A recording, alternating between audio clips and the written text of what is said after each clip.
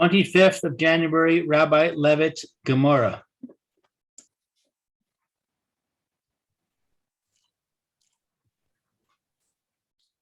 Okay, we are back.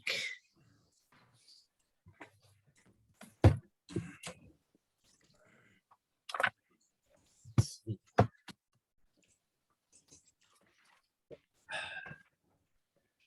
Okay.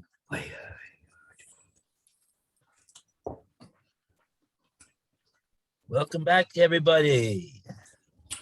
Thank you. Welcome back to you. Thank you. Okay, so we will proceed with our explanation of these two brises. That two brises. One brisa says that when the woman knocks out the Eved Kanani's tooth, he goes free. Whereas if the husband does it, he does not. And then the other brisa says that neither one of them, when they knock out his tooth, does he go free. So we're trying to explain what's the machlikas between these two brises. So at this juncture, we are saying, now let's see where it is that we're saying this. You want to know? Ibois Ema, one of the Ibois Emas. This is the last four lines, the last word of the fourth line from the bottom of Peites Amid Base, 89b. So this is where we're up to. Let's read this over again, and we'll go from there. What's it? Give us Ibois Ema. It's 89B4, Roy. Right-hand column on the top.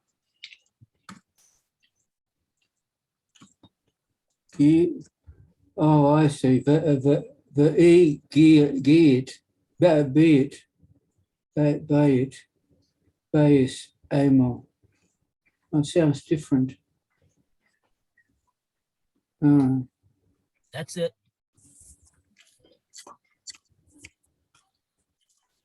Okay, would you like to read, Roy?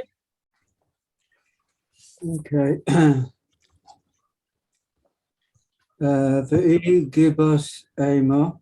And if you prefer to say idi the idi la'acha takana, you prefer to say that both to name refer to a period after the enactment. Ve'is lehu takana usha, and they both subscribe to the enactment of usha. Mm-hmm. You prefer to say that both to name refer to the period after the enactment of usha, which they both acknowledge. Ela laman de amar la asha velo la ish me ta'ama. Then what is the reason of the one who says that the slave goes free for an injury inflicted by the wife, but not by the husband? Kidarava, because this Tana holds in accordance with Rava. Do I go into what Rava said? Yeah, let's just read what the first two lines of what Rava said. For Omar, Rava, for Rava said, turning over to 98A1, Hekdash, Chometz, Shichrur, Mipakiin, Mildei, Sha'abud. Consecration, chametz, and emancipation release an item from a lien. Right. And it says here that the wife's action which emancipates the slave therefore removes the husband's lean upon him. Okay, right. So even though we said in the previous step in the Gemora that if we're holding by that they enacted the Tzikana of Usha, and so therefore the enactment of Usha would apply to the case where the woman knocks out the tooth. And previously we had said that what that would mean would be that the husband, according to the enactment of Usha, has his Kinyan Perus strengthened, and he has a certain type of a Kinyan Aguf in the Eved.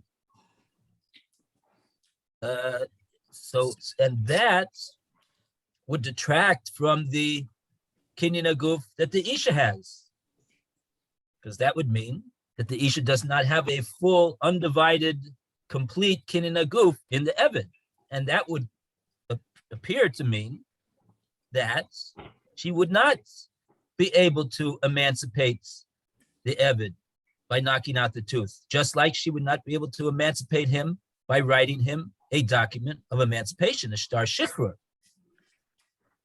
So that's why the Gemara is asking over here, what would be the reason, according to that we would say that the woman would send out the slave. She does have the ability to send out the slave, even after the enactment of Usha.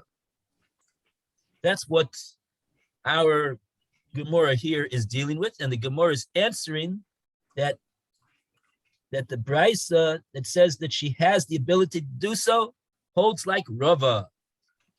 So in the statement that Rava says that Shichrur releases the shibud, the hold that the husband has on the Eved, that will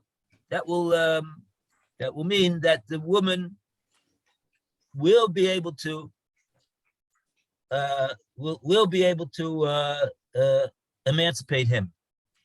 She will have the ability to do that, in spite of the fact that the husband shares in the Kinyan Aguf with the Isha. That's the basic outline of the answer that the Gemara is saying over here. And we welcome Phil.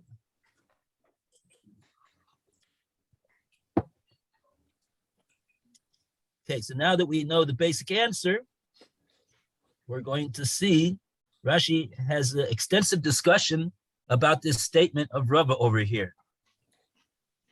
He's got about 20 lines of commentary on the statement of Rava. We're going to we actually did half of the first Rashi on the top of Tzadi Amid Aleph, and let's just go from the beginning of that Rashi again. It's the first Rashi on the page, Daf Tzadi Amid Aleph 98, and the very top 4 lines, the wide lines, Dibur Maskil Hektish.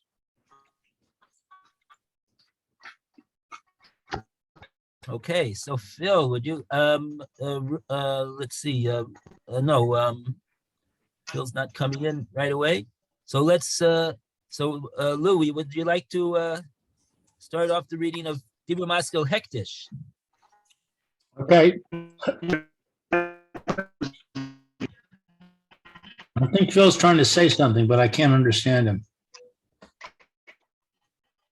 Yes, Phil. Good morning. Where's the Phil, we can't hear you. It's breaking up.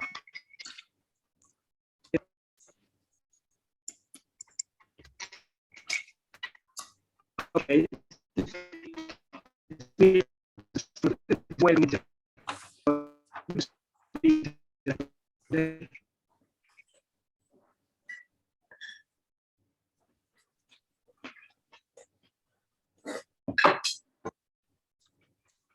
Sorry, where's the Rashi?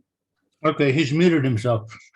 It's on the top of page 90.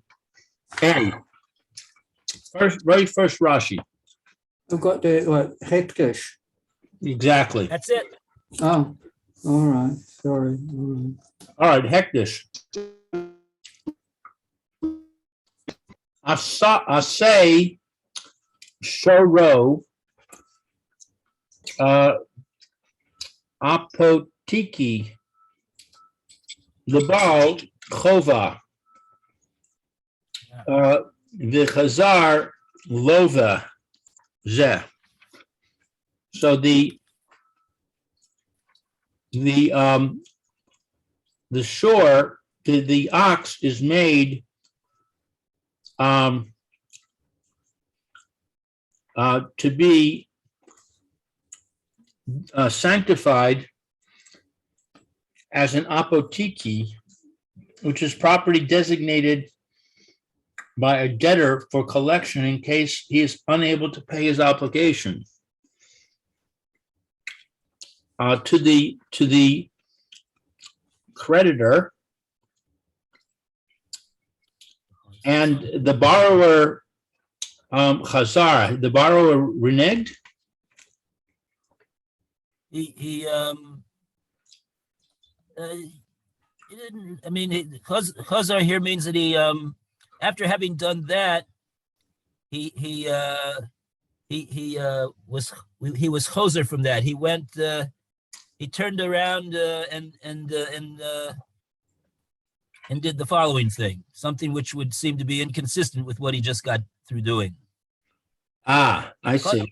Right, choser like choser b'tshuva. He turned around. He turned around to go on the road of tshuva. That's what the word choser means. Right. There. So the borrower turned around and he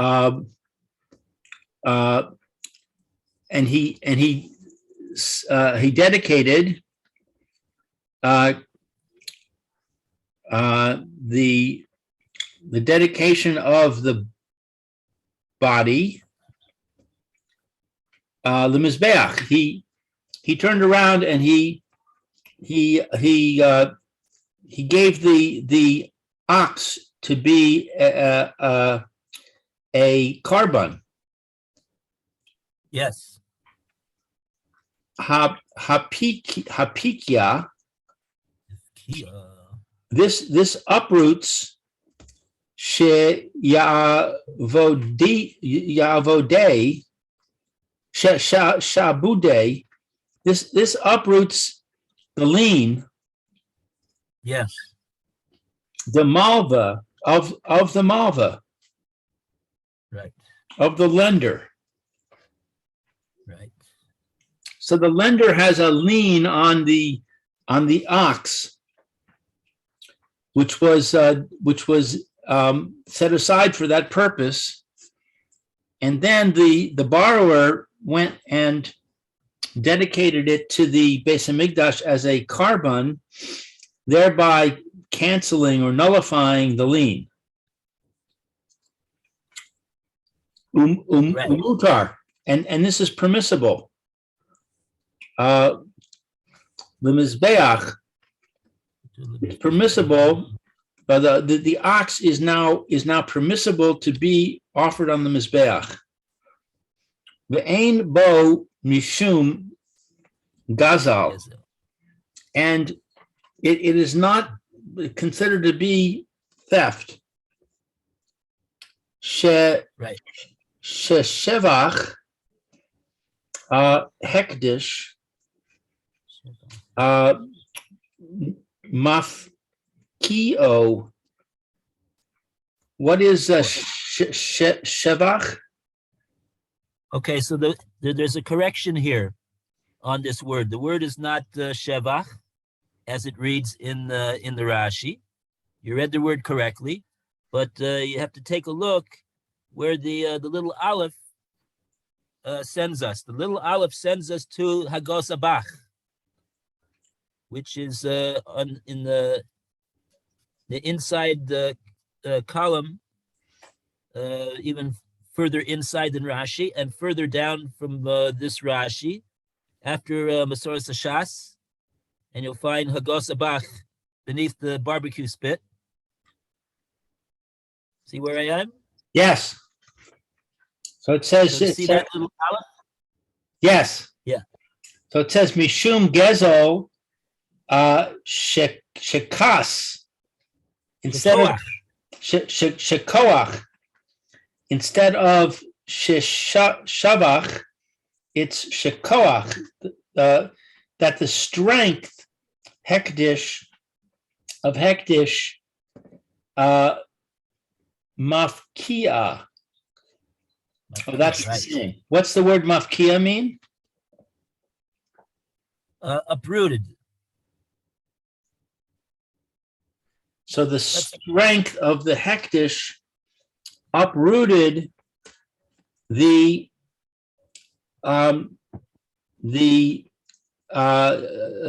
deposit, the security. The lien. The lien. We don't say it's theft.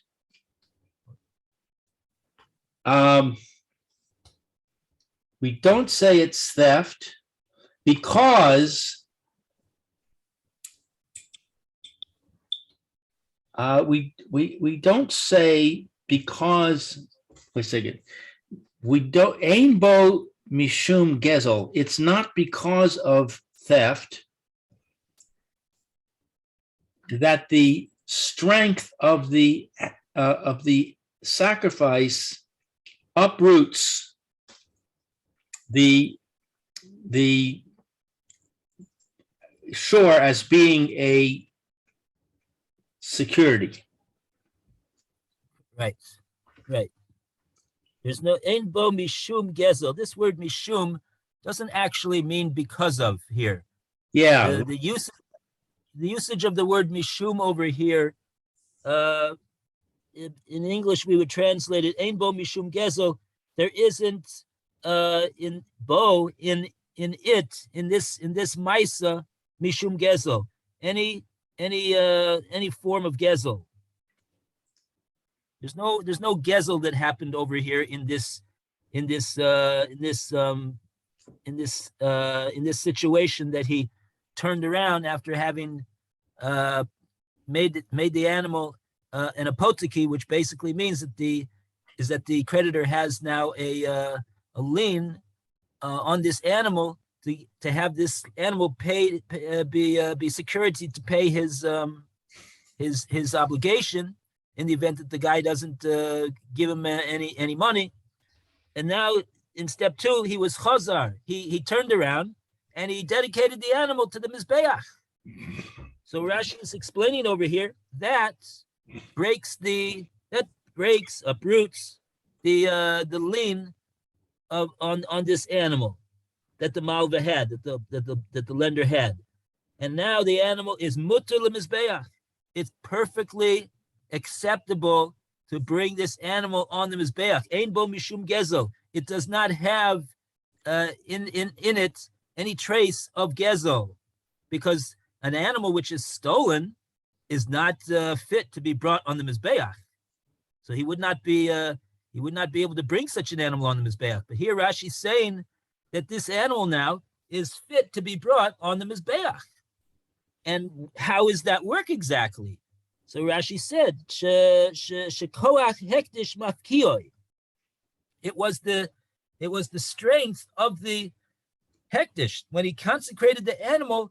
That consecration broke and undid and uprooted the lien that the person had on the animal. Now, it doesn't mean that he won't be able to collect his obligation. He's still owed the obligation. He'll just have to get it collected from some other property of the borrower.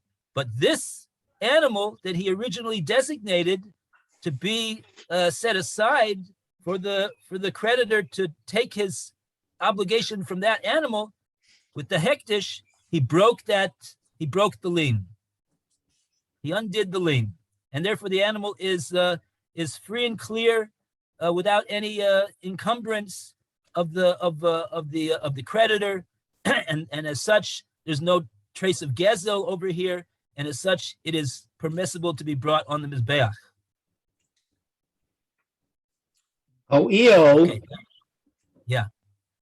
perhaps, velo haya kanuya, it was not acquired, lo, to him. Mamash, actually, Ella, but Omaid Ligbos. Yeah, ligbos. What is that? It was omed. It was standing ligbos hemenu to collect. To ligbos is to collect, meaning collection of his loan. Hemenu, from this animal. Rashi is now giving more explanation of why it is that there was no gezel over here, because the animal, after having been made in a potiki, hoyo, since lo haya kanuilo, it wasn't acquired to him, to the balchov, the creditor, mamash, in actual fact. He didn't really own the animal at that point. Ella, rather, omed ligbos emenu. It was simply designated as a place for which he could collect his obligation from that animal. Because if the guy had owned the animal, if making it an apotiki would be regarded as now he's the owner of the animal, so then it would seem like Rashi would be implying that would be an issue of gezel, that he did an act of hektish, which broke the ownership right that the creditor had in this animal. That would be a problem.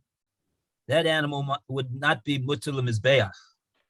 But since he didn't really acquire the animal, he just simply had a lien that from that animal he could collect his obligation. So therefore, it's for the hektish can break that, and it's not regarded as that he guzzled the animal away from the creditor.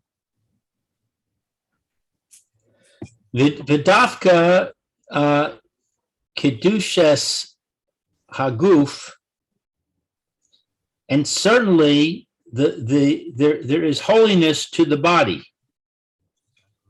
Aval kedushas damim, but the holiness of the value, lo alema, we do not say le'afkuye sheyavod milo disnan.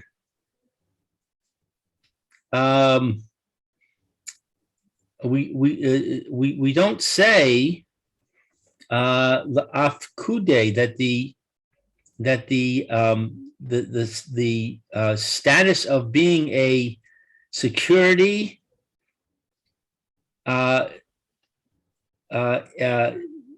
is a lien. Sheyavod is a lien. Lien of the malva, right? Malva, a lien of the malva. Yeah. So I'm not sure what that means. We don't say that the security is a lien of the malva. Okay, here we're talking about two concepts over here that we have to learn about. Now, there's two types of dedication when it comes to dedicating something that a person owns. A person wants to make a dedication to the Beis Hamikdash, wants to make a dedication to Hektish. So there's two categories of designation.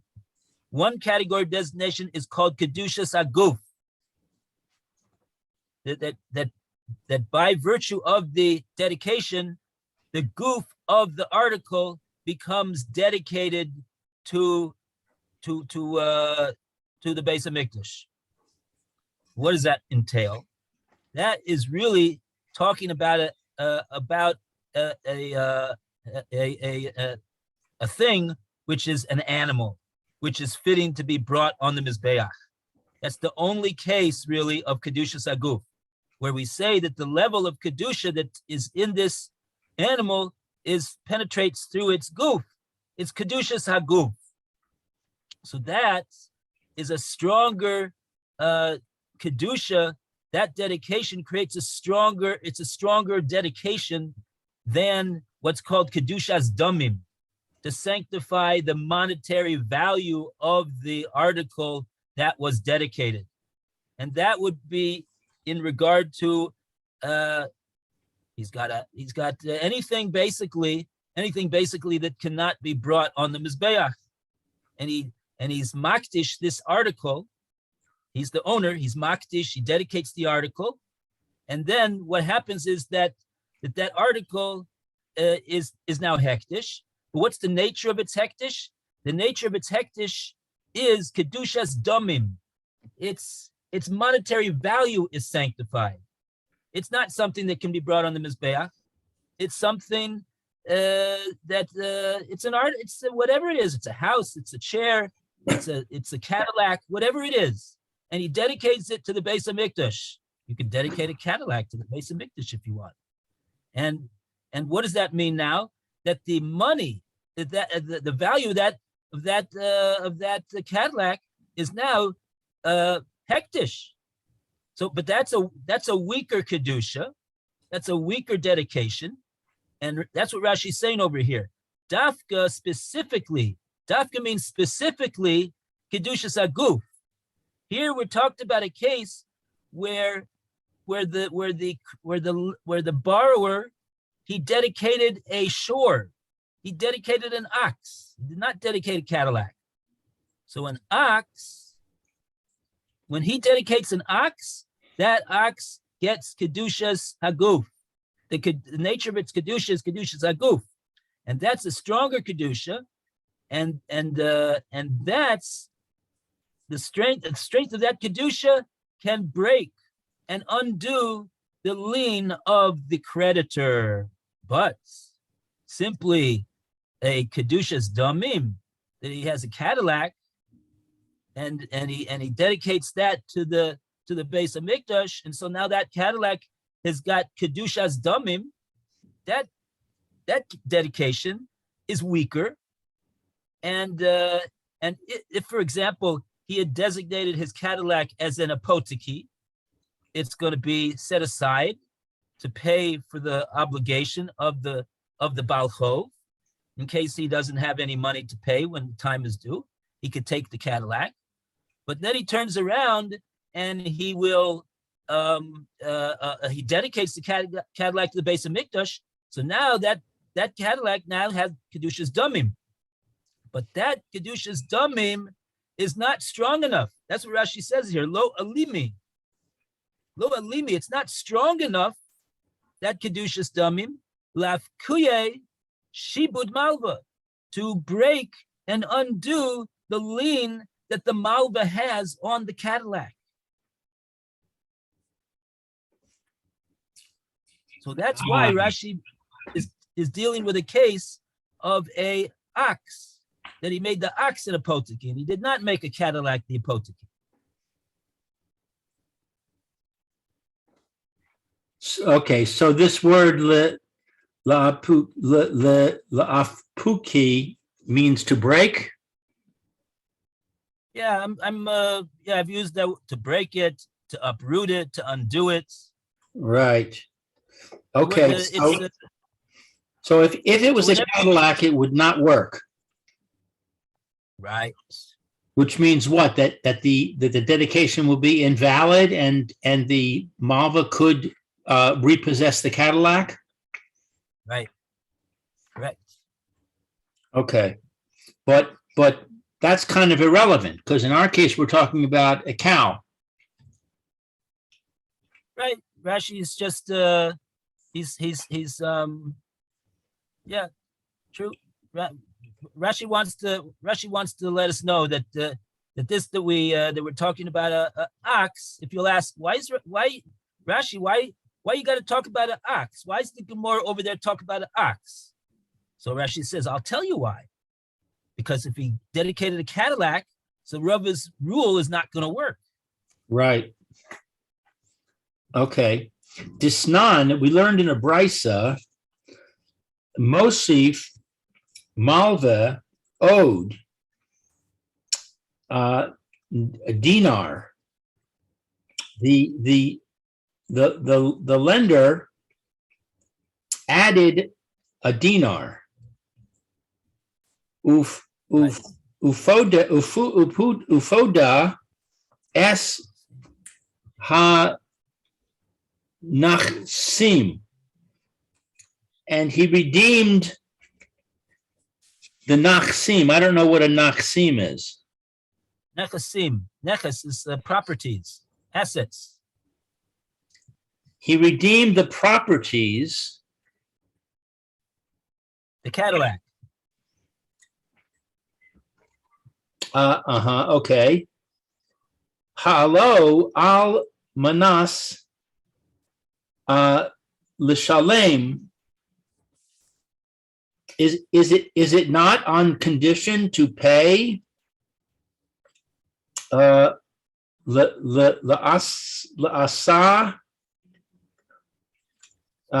es ha kesuvasa? Is it not on this condition to pay her kesuva,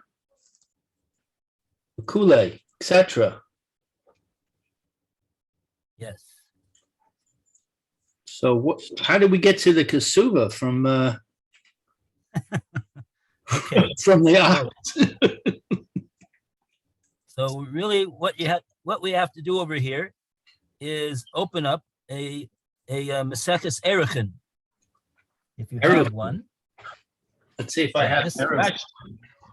Rashi's bringing a proof for what he's saying from a Mishnah in Erechin, which I looked up yesterday, because whenever I see Erechin, I get afraid, and I say we got to look up exactly what's going on over here.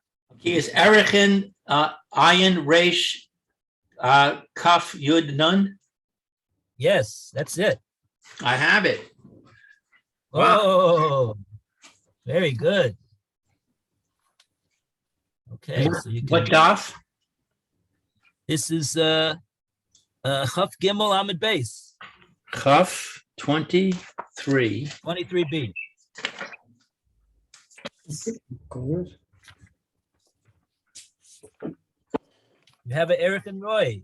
I think so. I'm not too sure. I don't think so. It's good to look up this Mishnah because generally we don't learn Erechin. See a Mishnah on the bottom of the page. Is that the one?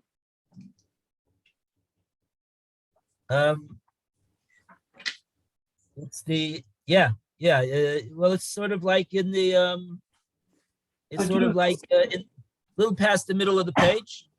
Oh, there's two Mishnahs on the page. Okay, let me find this one. Erechin 23 what? B3. 23 what? B3. B3. Oh, B3. Okay. So is it the one that says Hamakdish Nechasav? Yes, that's it. Okay. It's the Mishnah, Roy. Yeah, I've got it. Thank you. First Mishnah. first Mishnah as opposed to the second Mishnah. Okay, Roy, you want to read since I'm reading the Rashi? All right. Hang on, I'll just get the right.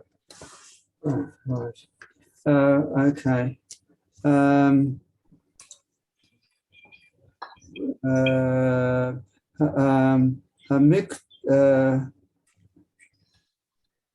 Hamakdish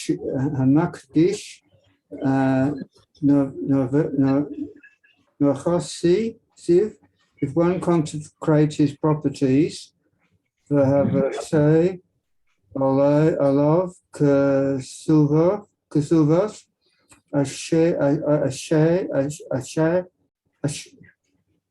Isha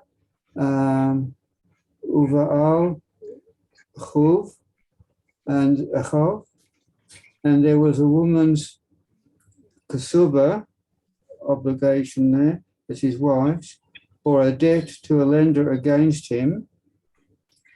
Ein Hasha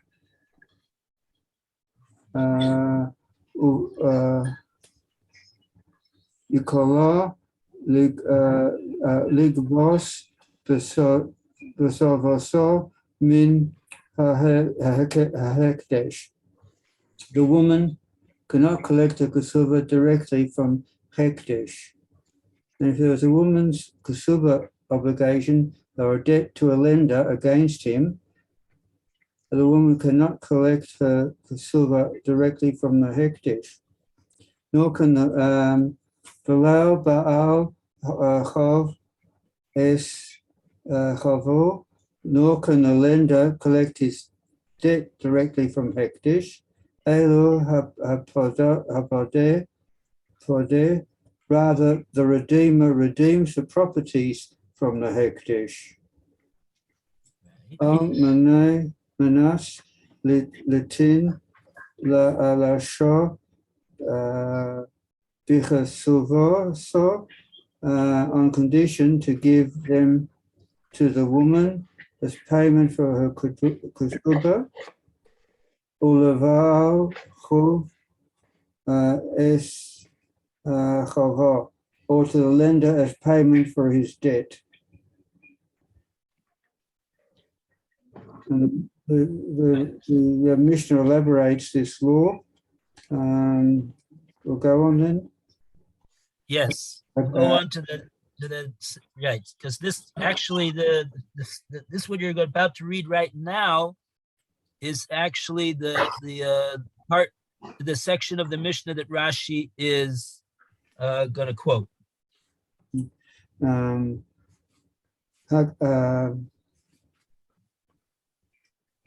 Hakdish Tishim Moneh, if the husband or borrower consecrated properties worth 90 maneh, V'haya Chava Maya Moneh, and his debt was for 100 maneh, Nosif odd dinar, and the creditor adds another dinar to the debt. Creditor adds another dinar to the debt. Ufado es hanavasim halu, and with that dinar he redeems these consecrated properties. Al minas liten lashar Besuvasa, on condition to give them to the woman as payment for her kesuba. Uleva'al chuv es chava, or to the lender as payment for his debt. Right. Okay. So, what is it that we want to see from this Mishnah? Why did Rashi bring this Mishnah exactly? What we're seeing from this Mishnah, if we go back to the Rashi says over here that Back in the Rashi on Bava Kama. Yes. Our Rashi and Bava Kama was saying that if the property that the apoteki was made on was not an animal, but it was just a general property, assets that has kedushas damim. So then the hektish, the dedication of that property, will not undo the lien of the creditor. And Rashi is bringing these words of the Mishnah. Mosif malva owed dinner, that the malva who's owed the obligation, he adds another dinner. And the reason for that is because we don't want people to think, really what could happen is that according to the strict letter of the law, there was no actual dedication. The dedication was invalid, and he could really, the creditor, just go over there and go and say, "Give me the keys," and drive away. But we didn't want this Mishnah here in Erethen is telling us that we don't do that, because we don't want people to think that in the case where it was in fact a valid hektish and the hektish was effective and the Cadillac is hektish, that somebody could just go over there and say, "Oh, he owes me money," and ask for the keys, because it's hektish. You can't do that.